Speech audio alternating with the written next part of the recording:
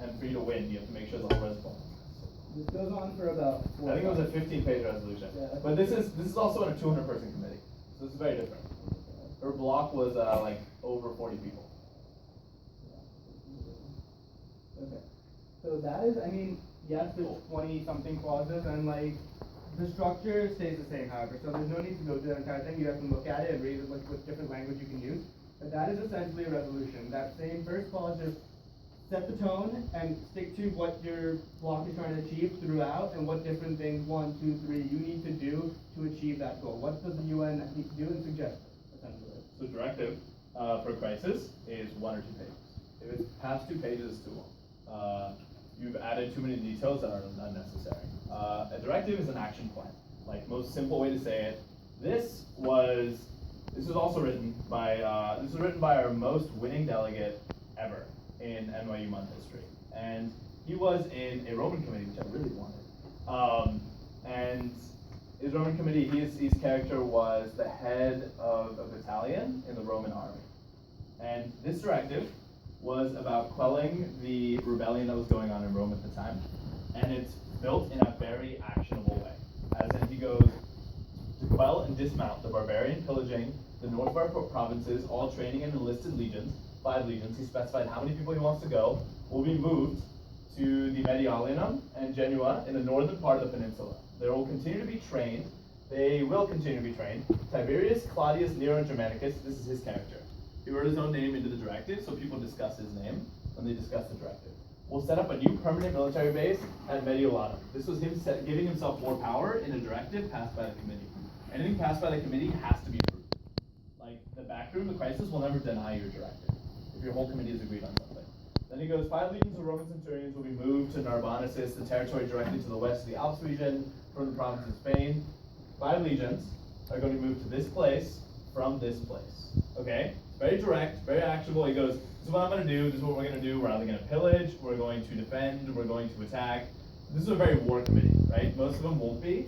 Actually, I don't think any of our committees are war committees. But it's built on making very direct actions for very direct prices. Like, in Apple, if you were a directive over the fact that you're losing money and someone decides they want to raise prices on the products, which is a terrible idea because they're already like $3,000, you could be like, raise the prices of the back of the product from $2,500 base to $3,000 to be able to make a higher margin on every product. Decrease production costs on all products by selling them out to India and China.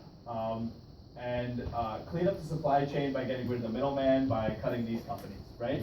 Very specific, very direct, and very, very detailed. You'll have like 1 page normally. I don't think I've written more than 2-page directives ever. And it won't just be you and 3 other people, it'll be like 6 other directives. And they'll all be up in the front, and then all of you will have to discuss them and defend them. Does that make sense? So the usage of a directive, a crisis note, it can be denied. A directive is not going to get denied. You want to deal with the issues you can't deal with on your own. So Matt, who's the delegate who wrote this, did not have the powers through his position to do this through a crisis note. Crisis would have probably responded with, get this passed by a directive. So instead, he gets the entire committee involved. This gets passed around, like you're sitting in a room with 12 people, a little U. It gets passed around, everyone looks at it, they can sign as a signatory if they add a clause and be a sponsor. Once you reach the amount that you need, it goes up, and there can be other people addressing the same issue. It's possible that other people want to do something similar, just differently.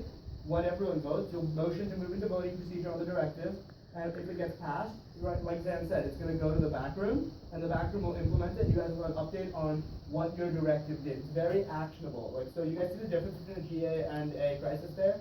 In terms of paperwork? And this is done in an unmoderated caucus? No, you can write it during a moderated caucus.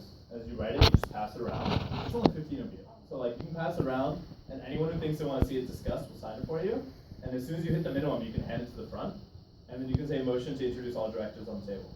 And they'll introduce everything, or you can be like motion to introduce just my directive. And if everyone votes that through, they'll introduce your directive. Also, we're running out of time. Yeah. We should probably get the notes as well. Okay. So Unless there's any other questions on directives. Are there? Cool. Notes in the beginning. yeah. This is our delegate training handbook for our spring semester. So it's like very, very thorough. There you go. Okay, Second one. There's two different nodes. Yeah. Okay, so this is a crisis node, same guy, Matt Matusz Swilinski. A directive is a very, very large and consensus-built version of crisis node. So in this crisis node, what does he have? He have servants acquired 300 grams worth of rotting pig and horse meat from neighboring farms. And then he editorializes. In a crisis note, you have to realize the people in the back room are also kids, like they're college students who enjoy being entertained, right? They enjoy having a back and forth and seeing real people sit in the front and do their thing. So he decided to editorialize, make the people in the back enjoy themselves by saying, I've had enough of the incompetency of Rome and its gluttonous senators. Using my best covert operations soldiers plant large chunks of rotting meat every 0.5 kilometers on all aqueducts entering the city of Rome. This will be done in the darkest time of the night and all at once, let citizens be fed by the same filth they themselves have become. As disease and disorder settles, the 5 legions under my personal command will move to the fringes of Rome, with 1 legion spread out in the corners of a star, to then engulf and capture the pitiful capital of our glorious empire. Right? Acquire a distraction, spread the distraction in the water supply, have all the soldiers waiting for all the sickness to spread, and then take over the capital. Right? He did that in a very editorialized and paragraph way, and if you look at the one under it, it's written exactly like a directive is written. In that, this is what I want, these are the 4 ways I want to do it, and then to send it. Okay? Does that make sense? That's the 2 different ways you can send in a crisis note. It's written almost exactly the same, apart from you don't need anyone else to sign it. You write your name at the bottom, you fold it, you hand it up to the dais, and they'll send it to the back room. The issue is that you have far less ability to do huge things in a crisis note, right? Because you're only one person instead of a whole committee of people. You can only do things within your own power and your own realm of expertise. So he had 5 legions, so he could only use his 5 legions. But at the same time, if he had the whole Roman army, he could have been like Caesar and taken over all of Rome without ever having to do anything. Does that make sense? And the biggest thing is, if that wasn't clear, you should always be writing in a crisis committee. In a GA, it's understandable you should be writing maybe clauses, but then a lot of the work gets done during an unmod. In a crisis, yes, you're giving speeches, just in moderated comments and stuff, but you should always be writing either notes in furthering your personal, advantages, or be writing a directive to be passed around, dealing with the crisis at hand. Like, constantly trying to see how you can leverage your powers to deal with the issue at hand. Like crisis notes, yeah, crisis notes are your way of actually dealing with problems without having to discuss it with the whole room before dealing with them. Like in our room of the India Pakistan thing, right? They killed the Raj of Kashmir. In our committee, he was deposed, and my first note immediately was run for the minister of Kashmir. Right? That was like my immediate note. I wrote in a minute, sent it because I was the first person to offer to run for office in Kashmir. They gave it to me because I ran unopposed. Right? That was just like responding to the situation very quickly, and then having crisis say, okay, you know what, you're the first one to respond, no one else has responded, fine, we'll let you have that. Okay? So it's, you have to do a lot of discussion in a room. Crisis is your way of using your personal powers to do anything else you want in the world. Cool? Yep. Is that how long a directive is? This is a crisis note. We've had directives that are 2 lines. Yeah, We've had directives directives, can be short, too. like, in our committee, we found there was a mole, someone who'd been leaking information about our government to the media, and I think I wrote one line. Mine was investigate the mole in the committee. If we find him, have him arrested. 3rd, have a trial, and if he's found guilty, have him beheaded. That was like 3 lines. Sent it. Everyone agreed that we wanted to find the mole. No one disagreed with me, so they all signed the paper, and we passed it in under 5 minutes. But then there's also the page-long one about the infrastructure and economy. world, economy ones. They can be much longer and much more fleshed out. And those are for the bigger issues at hand that take more points and are going to be more contentious and debated more. But there's just simple things like that. Like, yes, everyone wants to find the mole. Investigate it, done. It's done. Or you can merge your directives. A lot of Yeah, times merge what directives happens will is be long, too. 3 of you are approaching the same issue in 3 different ways, and it makes sense for you to be like, you know what, you were all right. I think all 3 of these make sense. We should just merge them together, and we should make a final, like a joint directive, and then pass it. And then you go up and you pass that. Actually, that brings, we didn't do JPTs. Alright, yeah, wait. Does everyone have to leave? You have to go catch the bus. Cool. We'll do it later. Does everyone have to go? Does anyone stay around? How's the voting? Because I know we were late, we hit a lot of traffic. You can stay, we're feel free to finish up. Crisis? 10 minutes. That's it. No. The other one was like 30. You're not gonna, it's not formal. So like, a crisis is a very informal committee in that there is very little structure when it comes to the problem. So what'll happen is you'll sit down, and there'll be a crisis update. So you'll sit down, first thing you'll see when you all sit down is we have boards, projectors sitting in the back of every room, and you'll get an update like from BBC or CNN or whoever, whatever committee you're in, and they'll be like, these things happen. So in the Steve Jobs committee, like, Steve Jobs just passed away, Tim Cook is now the new CEO, what is Apple gonna do, right? That'll be your opening problem, and then someone will be like, we have a moderated caucus to discuss the issue, and anyone's allowed to speak. That's it, it's very freeform, right? A GA is very structured, in that what will happen is when you go to a GA, there's gonna be 3 topics in every single one of our committees. You have A, B, or C. You'll go in, first time you sit down, they'll do roll call. They'll figure out what countries are there, what countries aren't there. And then you'll have a for and against for the topics. So everyone will get to argue whether they want to discuss for the IAEA, whether they want to discuss nuclear waste management, whether they want to discuss missile management, or whether they want to discuss the nuclear proliferation treaty, and whether it makes any sense now, whenever uranium is so widespread. And then those people go up and be like, I think that nuclear missiles are absolutely irrelevant in the fact that we don't even know if a treaty makes sense for us to have this discussion. And if we can't have that discussion, we will never get to the point where we can have a discussion on the missiles, right? And that in itself, like that speech would be a pro proliferation, but at the same time like anti-missiles, right? Go up, argue out of them, and you'll do that for however long you guys decide as a committee, and then you'll vote. And you'll have a vote, whatever majority is, becomes the topic. And that'll be the topic you guys discuss in the beginning until you have a resolution. So what'll happen is you have a topic, you guys discuss it, you debate whatever, you build working papers in your blocks, and then your working papers will merge with other working papers, and you'll probably have like 1 or 2, because only one can pass. One resolution can pass on a topic. And then they'll go up to the table, you'll introduce them, and then you'll have a vote, and only one of them will pass. And then you move on to the next topic. And you guys can decide what that one is then. It's very methodical, and you're solving multiple problems at a time. We'll probably add in some crisis elements to our GAs in that they'll be more responsive, and that when you pass a resolution, we'll probably give you a response to like how the world would reacted to what you wanted to do as an organization to make it more interactive, and to give you smaller issues to deal with. Does that make sense? Because last time one of our issues was maritime dispute over the South China Sea, and the fact that China has been bullying Japan and Philippines and Vietnam over a group of islands that have a lot of oil. And we had 2 delegates come in representing China and Russia. We had 2 staffers come in representing China and Russia and discuss how Russia has been taking very aggressive moves, along with China having taken over 2 of the islands, and having the committee as a whole deal with that as well in a resolution. Cool? Cool. All right. So the last piece of writing, I guess, in a crisis is called a JPD, a Joint Personal Directive. So crisis notes is kind of an extension of a crisis note in the sense that let's pretend that I am, or let's just refer to the committee I was in. I was Suki, so to break that down for everyone who doesn't know what Avatar is, I was a warrior, and I partnered with the king of a kingdom. And we both want to protect the same territory. However, the king didn't have the necessary troops, and I didn't have any purview over that territory. So instead of needing the entire committee to work together to pass this, I offered the king my troops, and in return, I got purview over that territory. So what we did is we wrote out a note that looked very similar, same exact structure. The only difference was, so the first clause was send the Nexus Kyoshu warriors to Omashu, which was the territory. The second clause was have them stand at the gates through the night, and like much more descriptive, of course. You can make it as in-depth or not as you need it to be.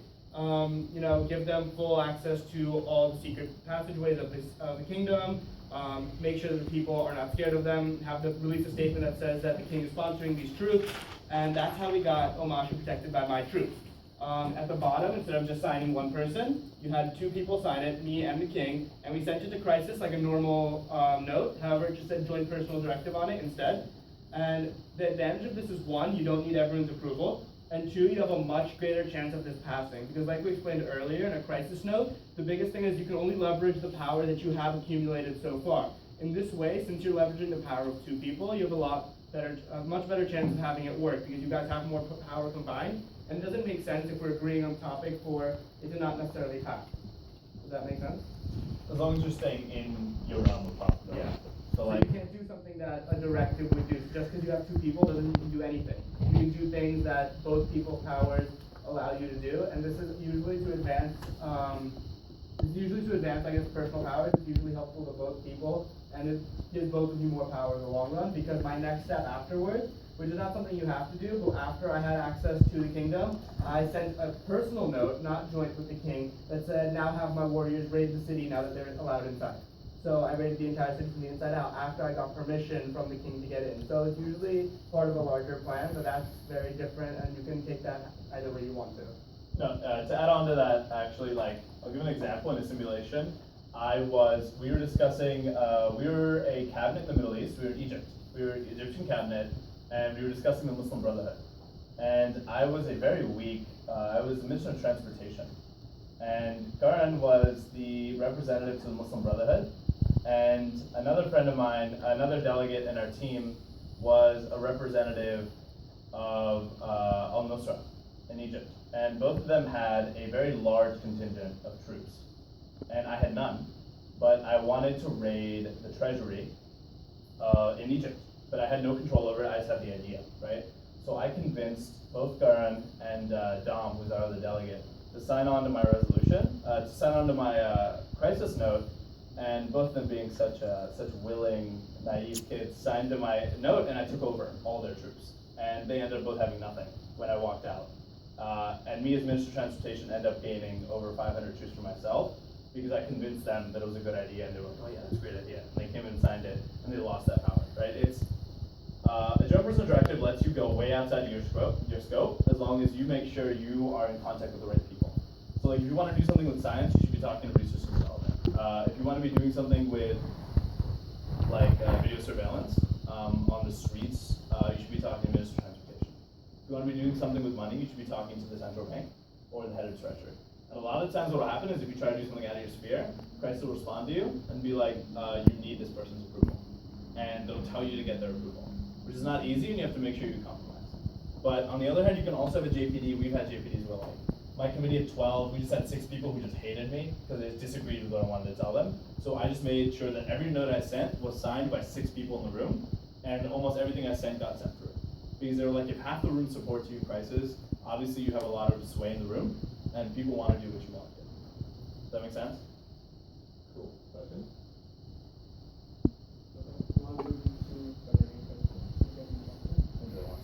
You guys want to practice writing a crisis note? Do you think that would be helpful to you guys? Yeah. So for General Assembly, you have resolution. What do you want to? I guess because if there's nothing else, the people that are assembly will use, right? Oh, true. Right. So yeah, in General Assemblies, there's really nothing. I mean, you guys can look at the practice resolution, but it doesn't really make sense to practice writing a resolution now, considering they're so long. Beyond that, I don't think we missed anything. Yeah, I think we put In it terms down. of paperwork, Yeah, in terms of there's a lot of nuance to General Assembly in that that's not gonna be as easy to explain. As in like, because it's so built on building influence in a committee, it's very little about like the paperwork and things to do. Technically, it's more about how to get people on your side, how to look like a leader in the committee, which is like naming your resolution, which is very important. Like your name should be in the resolution, so the chair knows that you're leading the committee. In terms of, not really. No paperwork. So yeah, no real paperwork or logistical things. This resolution, I think the biggest thing would be to remember that, follow the structure. It's very much suggestion based, and like you're leaning towards more of a, I think you're leaning towards having influence as opposed to attacking the problem directly. You don't need to be the person getting up there and saying, we need to do this, this, this. You need to be making very strong suggestions, but it's more about leading people towards a consensus, because diplomacy is the biggest thing in the General Assembly. You need to be the person that's looking at both sides of the argument and says, yes, that makes sense, yes, this makes sense. Why can't we do this to bring everyone together? Because at the end of the day, only one resolution is going to pass. So for those of you in General Assemblies, you want to be the person that's kind of taking both people, holding their hands, bringing up everyone together, and then you want to be part of that merger. You want to be the reason that merger happened. Yeah, like one of our favorite GA phrases are, there are big ships, there are small ships, but the best ships are friendships. And such a terrible, corny, ridiculous phrase that I've used in committees and gotten like ridiculous applause. Where I'm sitting in a room with 60 people and I stand up and I'm like, why are we all fighting? It'd be so easy if this side and this side came together and we had a compromising resolution that had consensus in this room. And I've heard this great quote one day, and it was, big ships, there are big ships, there are small ships. But the best ships are friendships. And then everyone in the room was like, oh! And we got it passed, right? It's a matter of being entertaining and at the same time convincing people that you have the right idea. And you have the right mix of like charm and of substance. People are very willing to help you pass and very willing to merge with you. At the end of the day, it's going to end up being like 4 or 5 groups in the room. And you want to make that 4 or 5 groups into 2 groups. And you want to be running one of those groups. And that group should be a majority of the room. Does that make sense? Cool. For the training, how would you get into the So basically, after maybe there'll be one really important unmoderated caucus on Thursday session. Not to say that these are like you're stuck to these blocks for the weekend, but for that first topic that you guys are debating, and that first unmod, there's going to be clear people who have similar ideas on the topic. So You'll hear about it in the pro and con. So whenever you discuss the topics, right? Someone will stand up and be like, I think nuclear proliferation is the most obvious thing we need to discuss because the treaty is out of date and has problems and we need to do these things to solve them, right? You stand up, you go, I also think the treaty is broken because of these reasons, right? You listen to what people say. A lot of times, like mine is I note down what the countries say, just really, really jotting down very basic notes, and then I know who I need to talk to. And I'm like, I like your ideas, I think they were great, I think we should write a resolution on them. We also forgot to tell you, you can also send notes in the GA. You can send notes to everyone else in the committee, and a lot of the times, very good practice, best practice actually, is when you hear someone say something you agree with, you send them a note immediately, and it's like, I love what you said, I agree, and I think we should work together in the next unmoderated caucus. And then give them a location. So mine is always the water cooler, so it's like, I love what you said, come to the water cooler after, because there's always a water cooler in committees, and like, we'll talk about it after. And then we'll go sit there and drink water and talk about that, and I'll have like a group of 20, 30 people who ish agree with me, and then we just kind of bring our ideas together until we have a similar idea, and the block gets formed. Normally Thursday or Friday, blocks start cementing. People follow inertia in GAs in that if they start working with you in the beginning, it's very likely they'll continue working with you until someone has like an amazing bombastic speech or like completely that blows people away. It's very much about momentum. So if you can pick up momentum early, talk to enough people, and get enough people to agree with you, then you'll definitely have that momentum. But you want to be the person who sends those notes, and you want to be the person who gives that crazy good speech where everyone sends you notes. Does that make sense? So there are people that go behind your back. Oh, absolutely. Yes, definitely. And GA, absolutely. So we have this